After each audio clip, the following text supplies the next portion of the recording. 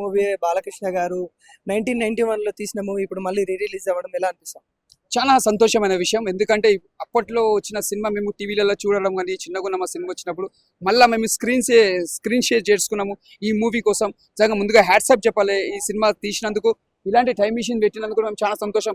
ఇంతవరకు మేము రియల్గా మూవీస్లో చూసినాం, స్క్రీన్ మీద చూసినామని ఇప్పుడు మేము థియేటర్లో సినిమా చూసినాక మేము బాలయ్య బాబు ఫ్యాన్స్ తరఫున ఇది చూసినా మేము చాలా సంతోషపడుతున్నాం.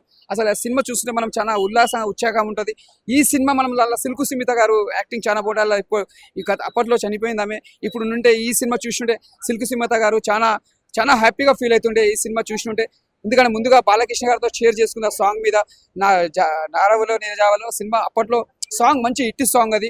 కానీ ఈ సినిమా చాలా పెద్ద బ్లాక్ బస్టర్. ఇలా సుత్తివేలు గారు యాక్టింగ్ అని ఇదే మిషన్ లో సుత్తివేలు గారు హీరో కలిసి ఇలా పోతారు.